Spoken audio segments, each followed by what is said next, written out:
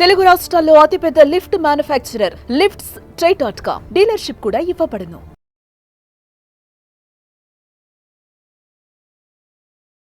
నమస్తే, నేను కేశవ్. సుమన్ టీవీ. అమెరికాలో ట్రంప్ ప్రభుత్వం ఏర్పడినప్పటి నుంచి గుండెల్లో దడ మొదలైంది. ప్రధానంగా అమెరికాలో స్థిరపడాలని ఆశిస్తున్నటువంటి వారికి దీనికి తగ్గట్టుగా వార్తలు కూడా అలానే వస్తున్నాయి. ముఖ్యంగా ఇండియన్స్కి సంబంధించి 10 లక్షల మందిని బయటికి పంపించేస్తున్నారని, టెంపరీ జాబ్స్ చేస్తున్న వాళ్ళు ఆల్రెడీ వెనక్కి రావడం మొదలుపెట్టేశారని, ఇలా రకరకాల ప్రచారం జరుగుతుంది. నిజంగానే అమెరికాలో మన వాళ్ళు ఇక సురక్షితంగా ఉండలేరా? గ్రీన్ కార్డు సంపాదించాలనేటువంటి కళ ఇక ఆవిరైపోయినట్టేనా? ఒకసారి విశ్లేషించేటువంటి ప్రయత్నం చేద్దాం. మనతో పాటు ఆంధ్రప్రదేశ్ బీజేపీ అధికార ప్రతినిధి రవికిరణ్ గారు ఉన్నారు. రవికిరణ్ గారు నమస్కారం. కేశవ్ గారు, మీకు సుమన్ టీవీ వీక్షకులందరికీ నమస్కారం అండి. రవికిరణ్ గారు, రాజకీయ నాయకులు అనే విషయం మీరు పక్కన పెట్టేసి, మీరు సాఫ్ట్వేర్ ఫీల్డ్లో చేశారు, వివిధ దేశాల్లో పనిచేశారు. అసలు ట్రంప్ బాధ్యతలు తీసుకోగానే ప్రతి ఒక్కరికి గుండెల్లో దడ. ఈ వార్తల్లో నిజమెంత? నిజంగానే ఒక 11 లక్షల మంది వరకు ఇండియన్స్ ఇమ్మిగ్రేషన్ పాలసీస్కి విరుద్ధంగా ఉన్నారు, వీళ్ళందరూ వెనక్కి వెళ్ళిపోతున్నారు అనే ప్రచారం జరుగుతుంది. ఇందులో నిజమెంత? ఈ దానికి వెళ్లే ముందు మనం వీక్షకులకు కూడా అర్థం చేసుకోవాల్సింది ఏంటంటే, ఏ దేశంలో అయినా సరే సక్రమంగా చట్టబద్ధంగా వలసలు రావటం వేరు, అక్రమ వలసదారులు వేరు. అవును. ఇప్పుడు మన భారతదేశం ఉంది సార్. ఇప్పుడు పాకిస్తాను, బంగ్లాదేశ్, రోహింగ్యాలు, శ్రీలంక నుంచి అక్రమంగా వచ్చేసి పాకిస్తాన్ సరిహద్దుల్లో ట్రెంచ్లు తవ్వేసి వచ్చేసి, మొన్న సైఫ్ అలీ ఖాన్ ని మర్డర్ చేయట ప్రయత్నం చేసినటువంటి అతను హిందూ పేరు పెట్టినటువంటి రోహింగ్యా బంగ్లాదేశీ అతను. సో ఇటువంటి వ్యక్తులందరూ కోట్లల్లో, లక్షలు కాదు కోట్లలో ఉన్నారేమో. సరిహద్దుల్లో వెస్ట్ బెంగాల్ లాంటి రాష్ట్రాల్లో రాజకీయ పునరావాసం ఇచ్చి, వాళ్ళకి ఓటు హక్కులు ఇచ్చి, ప్రభుత్వాన్ని వాళ్ళకి అనుకూలంగా ఓట్లు వేయించుకునే ప్రభుత్వాలు అస్సాంలోకి వెళ్ళి వాళ్ళందరూ సెటిల్ అయిపోయి డెమోగ్రఫీని, అస్సాంలో అస్సామీయుల కన్నా బయట నుంచి వచ్చిన వాళ్ళు అధిక సంఖ్యలో పెరిగిపోయి డెమోగ్రఫీ మార్చేయటం, ఇది మనం హర్షిస్తామా?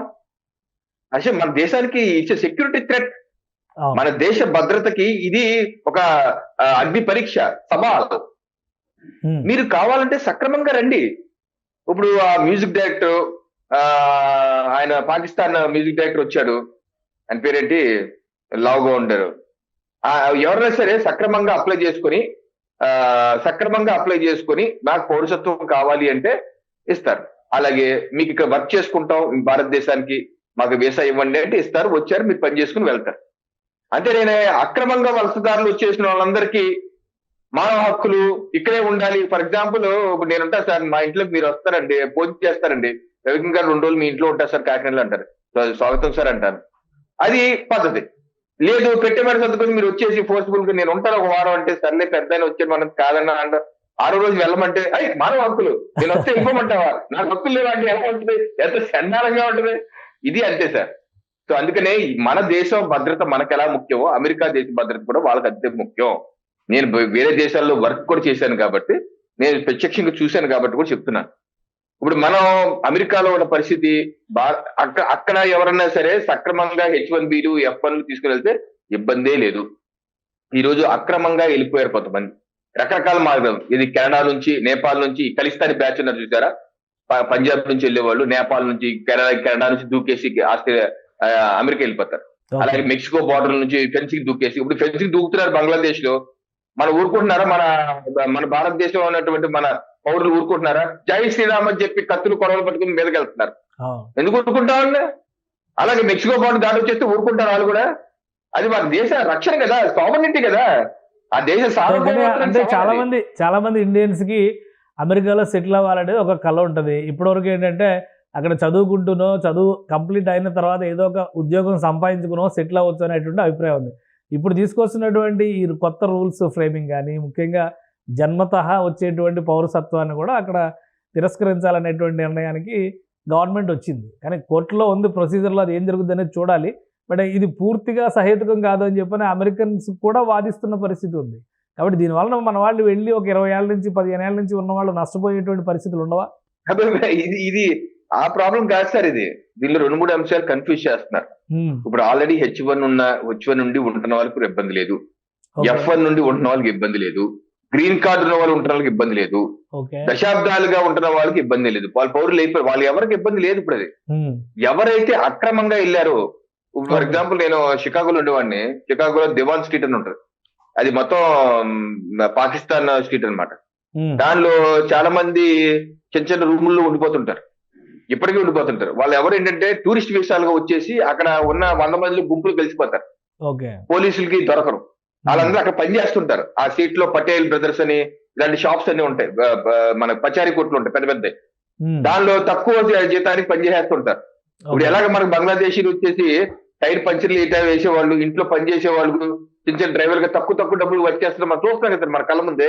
అవును. అదే రకంగా అమెరికాలో కూడా ఉమ్, ఇలా ఇల్లీగల్ గా వెళ్ళిపోయిన వాళ్ళు ఆ పెట్రోల్ బంకుల్లో పని చేస్తుంటారు, ఏం చేస్తుంటారు, లేదా వెళ్ళి క్రైమ్ చేస్తుంటారు, ఇది చేస్తుంటారు. మరి అది ఆ దేశ రక్షణకి ఇబ్బంది అయితే అటువంటి వాళ్ళందరినీ ఇప్పటి వరకు 18,000 మంది గుర్తించామని చెప్పేసి మొన్న జయశంకర్ గారిని కలిసినప్పుడు ఆ అమెరికా నూతన సెక్రటరీ ఆఫ్ స్టేట్ ఆయన చెప్పడం జరిగింది. మార్కో రోబియో చెప్పడం జరిగింది. ఓకే, ఆబ్వియస్ గా మా పాలసీ అమెరికాకే కాదు ఏ దేశం కానీ అదే పాలసీ. ఎక్కడైనా సరే మా పౌరులు మీ దగ్గర ఇల్లీగల్ గా వచ్చారని చెప్పి మీరు ప్రూవ్ చేయగలిగితే, వాళ్ళు మా భారతీయులని ప్రూవ్ చేయగలిగితే తప్పనిసరిగా మేము తీసుకుపోతాం. అమెరికాయే కాదు ఏ దేశంలో అయినా సరే మాకు ఇదే పాలసీ అని చెప్పి అన్నారు. సో దాని తప్పేంటి? ఓకే. ఆ 18,000 అన్నారు, వెరిఫై చేసుకుంటాం. నిజంగా మన వాళ్ళని తెచ్చుకుంటాం. మనకు వచ్చిన ఇబ్బంది ఏంటి? వాళ్ళు కూడా 11 లక్షలు వచ్చేస్తారు. 10.5 లక్షల మంది వెళ్ళిపోతున్నారు, వీళ్ళందరూ ఇండియన్సే అని చెప్పని ఒక ప్రచారం జరుగుతుంది. అందులో నిజం లేదా? లేదండి, నిన్న ట్వీట్ కూడా చేశారు కదా, 18,000 మంది ఓకే. మాత్రమే ఉన్నారు ఇల్లీగల్ అన్నారు. దాకా లక్షల్లో మెక్సికో నుంచి వెనిజువేలా నుంచి వెళ్ళిపోయిన వాళ్ళు ఉన్నారు.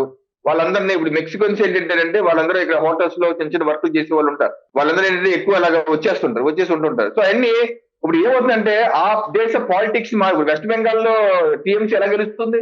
ఉమ్, ఆ రోహింగ్యా బ్యాచ్లు అందరికి ఓటర్ ఐడి కార్డ్స్ ఇచ్చేసి కదా.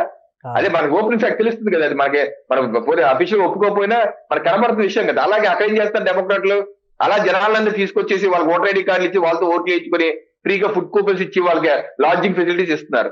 మరి ఆ దేశానికి ఇది ఆ దేశం యొక్క ప్రభుత్వాన్ని శాసించే పరిస్థితి కదా వెళ్ళిపోతుంటే దట్సే మన దేశంలో ఏ రకంగా మనం బాధపడతాం? ఇదే బయట వాళ్ళందరూ వచ్చేసి ఇక్కడ ఎవరో ఏ ప్రభుత్వం కావాలి, నరేంద్ర మోడీ కావాలా, రాహుల్ గాంధీ వాళ్ళు డిసైడ్ చేస్తే అలాగా ఇక్కడ భారతీయులు డిసైడ్ చేయాలి ఎవరు కావాలని. అంతేకాని బంగ్లాదేశీయుడు, పాకిస్తాన్, శ్రీలంకలు, నేపాల్ కాదు కదా. అదే రూల్ అక్కడ కూడా. ఉమ్, అందుకని ఏమంటున్నారు రిపబ్లిక్ గా డొనాల్డ్ ట్రంప్ గారు వీళ్ళందరినీ ఏది ఇల్లీగల్ గా వచ్చారు ఫ్రీ ఫుడ్ కూపన్స్ తీసుకుని అకౌంట్ అందరూ వెనక్కి పంపిస్తారు. దీనికి తప్పేం లేదు. సెకండ్ పాయింట్, ముఖ్యమైన పాయింట్, H1B వీసాలు ఎక్కడ తగ్గించమని చెప్పారు. ఇది మంచి విషయం. ఓకే. లీగల్ గా వెళ్ళండి. ఆయన ఏమంటున్నారు, లీగల్ గా రండి, స్కిల్డ్ పీపుల్ రండి. ఇలాంటి మస్క్ అదే అంటున్నారు. వివేక్ రామస్వామి గారు నేషనల్ సెక్యూరిటీ అడ్వైజర్ లో డైరెక్టర్, ఆయన అదే అంటున్నారు. లీగల్ H1B ఎటువంటి తగ్గింపు ఉండదు. ఆల్రెడీ అవసరమైతే 1 సంవత్సరం 2 సంవత్సరం తర్వాత కేశవ్ గారు మీరు ఈ పరిణామాలు డిపోర్టేషన్ పరిణామాలు అయినాక అక్కడ వర్క్ ఫోర్స్ తగ్గుతారు.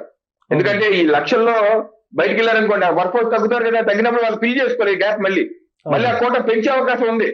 ఇప్పుడు కొత్తగా చెప్పింది ఏంటంటే H1B వీసాలంటే ఐటీఏ కాదు, ఒక ప్లంబర్ అద్భుతమైన నైపుణ్యం ఉంది ఆయన రావచ్చు, ఒక కార్పెంటర్ అద్భుతమైన నైపుణ్యం ఆయన రావచ్చు, ఒక క్షౌరకుడు అద్భుతమైన నైపుణ్యం ఆయన రావచ్చు అంటున్నారు. అందరికీ అవకాశాలు వస్తాయి. ఒక కేవలం ఐటీఐనే కాదు, ఆ కోట కూడా పెంచే అవకాశం ఉంది. సో మరింత లిబరలైజ్ అయిందంట, ఎటువంటి మార్పు లేదు. మరింత లిబరలైజ్ అయిందంట, అంటే అన్ని ఫీల్డ్కి విస్తరించేటువంటి అవకాశం ఉంటుందంట ట్రంప్ హయాం. విస్తరిస్తూ కోట కూడా పెరుగుద్ది. ఎందుకంటే రేపు అక్కడ పనిచేసే వాళ్ళు ఎవరు ఉండరు, వెళ్ళిపోతారు, వాళ్ళని డిపోర్ట్ చేస్తారు. అఫీషియల్ గా లీగల్ గా రమ్మంటారు. సో మళ్ళీ భారతదేశం మిత్ర దేశం కదా. That is the oldest democracy, this the biggest democracy. ఇక్కడ ట్రంప్ ఉన్నారు, అక్కడ మోడీ ఉన్నారు, ఇద్దరు కలిసి పని చేసుకుంటే కోట కూడా పెరుగుద్ది. అలాగే ఇంకోటి F1 అయిపోయినా F1 చదువు కోసం వెళ్తారు కేశవ్ గారు. చదువు కోసం వెళ్ళాక 1 year పాటు, చదువు అయిపోయినాక 1 year పాటు పని చేసుకోవచ్చు. అది అయిపోయిన తర్వాత కావాలంటే 2 ఏళ్ల పాటు ఎక్స్టెండ్ చేస్తారు. అది జో బైడెన్ అడ్మినిస్ట్రేషన్ తీసుకొచ్చిన మార్పు. దాన్ని కూడా ఏం మార్చలేదు, అది అలాగే ఉంది. ఇప్పుడు కూడా F1 వెళ్తే ఆ 3 ఏళ్ల పాటు అక్కడ వర్క్ చేసుకోవచ్చు. అంటే స్టూడెంట్స్ కి ఎలాంటి ఎఫెక్ట్ లేదు, మనం మీరెత్తింది స్టూడెంట్స్ పైన ఎలాంటి ప్రభావం ఉండదు. అయితే ఉండదు సార్, స్టూడెంట్స్ పై ఎలాంటి ప్రభావం ఉండదు. వాళ్ళు 3 ఏళ్ల పాటు వర్క్ చేసుకోవచ్చు. ఆ తర్వాత H1B తెచ్చుకుంటే అక్కడే ఉండి మళ్ళీ వర్క్ చేసుకోవచ్చు. H1B వచ్చాక గ్రీన్ కార్డ్ ప్రాసెసింగ్ పెడతారు, గ్రీన్ కార్డ్ వస్తే ఇంకా ఉండిపోతారు. ఇంకోటి బర్త్ రైట్ గురించి కన్ఫ్యూజన్.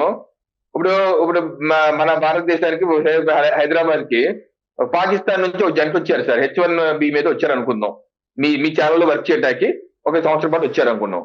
ఇప్పుడు వాళ్ళు ఇక్కడ ఒక పిల్లోడికి అన్నారు అనుకోండి, ఇప్పుడు ఆయన భారతీయులు అనాలా ఆ పిల్లోడిని? మన అనగలమా భారతీయుడని? కానీ 100 ఏళ్ల నుంచి అక్కడ అదే పాలసీ ఉంది కదా అమెరికాలో. Immigration policy citizenship by natural citizenship by birth అనేది న్యాచురల్ సిటిజన్షిప్ అని చెప్పి వాళ్ళే క్లెయిమ్ చేస్తున్నారు కదా. ఇప్పుడు మన దేశంలో అలా ఉంటే సమస్య ఉండేది కాదు మీరు చెప్పినట్టుగా. కానీ ఉన్న చట్టాన్ని మారుస్తాం అనే దానిపైన కదా అభ్యంతరాలు వస్తుంది. అదే ఇప్పుడు వాళ్ళు మార్చుకుంటారు, కోర్టుకు వెళ్ళారు, ఇల్నాయ్ కోర్టు ఆ స్టే ఆర్డర్ ఇచ్చింది, అది ఓకే, ఆ లీగల్ ఆస్పెక్ట్ ఏంటో వాళ్ళు చూసుకుంటారు. కానీ దాన్ని మనం విశ్లేషించుకుంటే ఇబ్బంది ఏంటి, ఇబ్బంది కాంది ఏంటి అని చూస్తే, ఇప్పుడు మన దేశంలో వచ్చిన వాళ్ళు తల్లిదండ్రులు ఎవరైనా సరే భారతీయులు అయి ఉంటే వాళ్ళకు పుట్టిన వాళ్ళు మన భారతీయగా స్వీకరించగలం. అంతేగాని ఇద్దరు వేరే దేశస్తులు అయ్యుండి వేరే ఈ భారతదేశ పౌరసత్వం లేని వాళ్ళు ఇక్కడ పిల్లలు కంటే వాళ్ళందరూ భారతీయులు అంటే ఎలాగా? నాకైతే ఇబ్బంది, పర్సనల్ గా నాకైతే నేనైతే యాక్సెప్ట్ చేయను. సో యాక్సెప్ట్ చేసే వర్గాలు ఉండొచ్చు. ఆ రకంగా అక్కడ కూడా ఏమంటున్నారు, నువ్వు ఇక్కడ పిల్లలకి అనే తల్లిదండ్రులకి ఇద్దరు అమెరికన్ సిటిజన్స్ అయి ఉండాలి, ఓకే, కాకపోయినా పర్లేదు, ఇద్దరులో ఎవరో ఒకరికన్నా గ్రీన్ కార్డు అయి ఉండాలి అంటారు. దీనిలో తప్పేంటి? నేను వ్యక్తిగతంగా తప్పేం పట్టాడు, గ్రీన్ కార్డ్ అన్నా సిటిజన్షిప్ అన్నా భార్యాభర్తలు ఎవరో ఒకరికన్నా ఉండాలి అంటున్నారు ఆయన. సో దాన్ని ఇదేంటంటే అక్కడ ఆయన ఉద్దేశం, మనకు వస్తున్న సమాచారం ప్రకారం ఏమవుతుందంటే ఒక మాఫియా రాకెట్ లాగా నడుస్తుంది. ఏంటి, ఇందాక నేను చెప్పినట్టు అక్రమ వలసదారులు ఏదో రకంగా అక్కడికి వెళ్ళిపోయి బోర్డర్ లో, మెక్సికో బోర్డర్ లో ఎక్కువ ఫెన్సింగ్ లేదు కేశవ్ గారు, వాళ్ళు ఇలాగే మన పాకిస్తాన్ బోర్డర్ లానే కింద నుంచి టంచులు వేసుకుని వచ్చేస్తారు. వచ్చేసి ఇక్కడ పిల్లలు కనేసి పిల్లలు పుట్టాక అది కోర్టులో వేసి ఆ పిల్లోడు అమెరికన్ సిటిజన్, ఆ పిల్లోడు మైనర్ కాబట్టి అతను చూసుకుంటే నేను ఇక్కడ ఉండాలంటే కోర్టు ఓకే అంటాను. అలాగే చాలా కొన్ని లక్షల మంది ఉండిపోతున్నారు. అంటే దీన్ని దుర్వినియోగం చేస్తున్నారు. ట్రంప్ గారు చెప్తుంది ఏంటంటే ఈ యొక్క ప్రొవిజన్ ని దుర్వినియోగం చేస్తున్నారు. దుర్వినియోగం చేయడం వల్ల అమెరికన్స్ ఇబ్బంది జరుగుతుంది, అందుకని ఈ పరిస్థితి పోవాలి, అందుకని మారుస్తా అంటున్నారు. సో దానిలో ఒక దేశ చట్టాలు నిర్ణయం తీసుకుంటాయి. కాబట్టి దీనివల్ల ఏదో జరిగిపోతుంది, పొలం పుట్టే వాళ్ళని. ఒకటంటే రవికిరణ్ గారు ఒక విషయం, మరి ఇండియన్స్ చాలా వర్రీ చెందుతూ డెలివరీలకి సంబంధించి సిజేరియన్ ఆపరేషన్లు చేయించేసుకుంటున్నారు.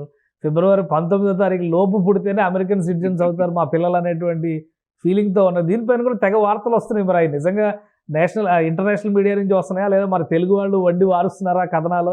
క్లారిటీ ఇవ్వండి మీరే. సార్ ఇప్పుడు అమెరికాలో సిజేరియన్ ఓ పట్టాన్ని చేయరు, మన దేశంలో కాదు. మన దేశంలో పువ్వు అంటే కోసేస్తారు, ఆ అంటే కోసేస్తారు. ₹1,00,000, ₹2,00,000, ₹3,00,000 ప్యాకేజ్ అంటారు. నార్మల్ డెలివరీ ప్రయత్నమే చేయరు, 90% ప్రయత్నం చేయరు, డబ్బుల కోసం గుంజేస్తారు. అంటే అమెరికాలో కాదు, నార్మల్ డెలివరీ 95% నార్మల్ డెలివరీ అవుతాయి.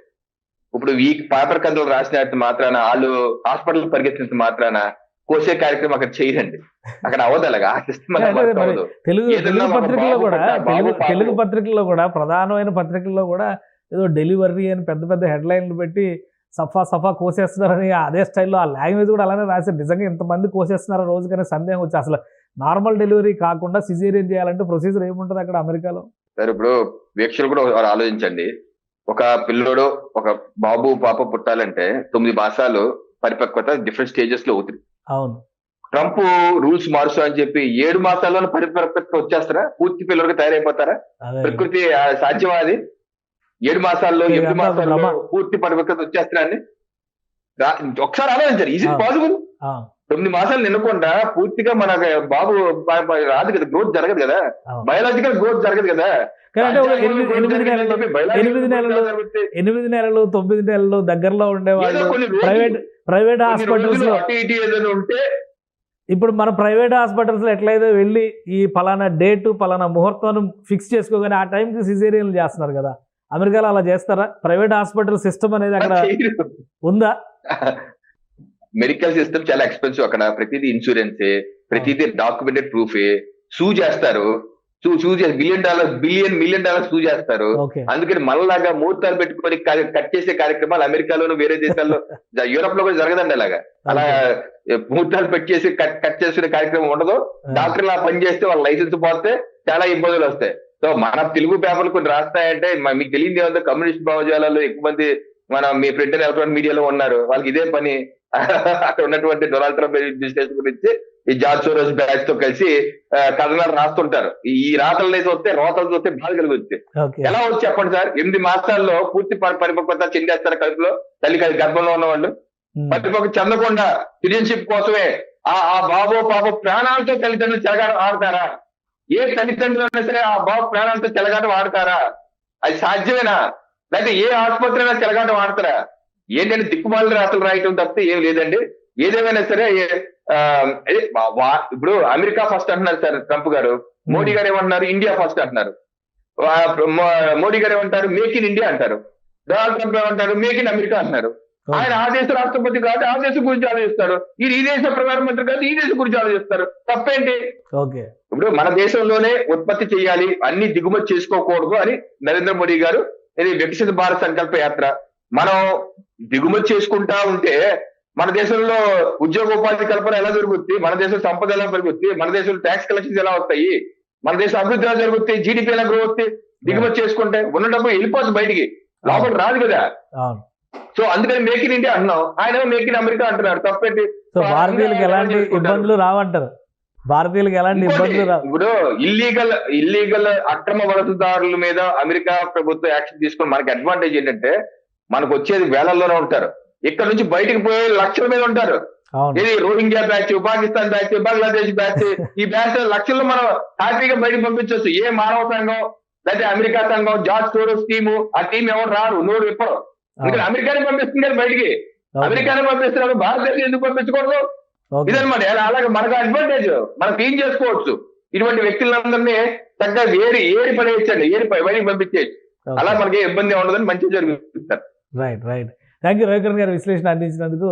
ఇది అమెరికాలో కొత్త అధ్యక్షుడు డొనాల్డ్ ట్రంప్ తీసుకుంటున్నటువంటి నిర్ణయాల వలన భారతదేశానికి వచ్చేటువంటి నష్టం పెద్దగా ఏమీ లేదు. పైగా ఆ నమూనాని ఆచరిస్తే మేక్ ఇన్ ఇండియా కాన్సెప్ట్ మరింత విస్తరించడానికి, అభివృద్ధి చెందడానికి అవకాశం ఉంటుందని రవికిరణ్ గారు విశ్లేషిస్తున్నారు. అలానే అమెరికాలో వేలవేరిగా సిజేరియన్ ఆపరేషన్లు జరుగుతున్నాయి అనేటువంటివి కూడా ఏమాత్రం లాజిక్ తెలియని మాటలు లేదా అమెరికా గురించి తెలియని వారు చేసేటువంటి ప్రచారాలుగా ఆయన కొట్టిపడేస్తున్నారు.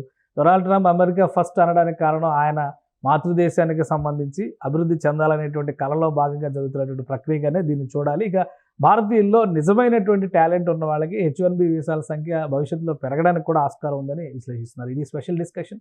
Keep watching. సుమన్ టీవీలో మీ పర్సనల్ అండ్ బిజినెస్ ప్రమోషన్స్ కోసం కింది నెంబర్కి కాంటాక్ట్ చేయండి.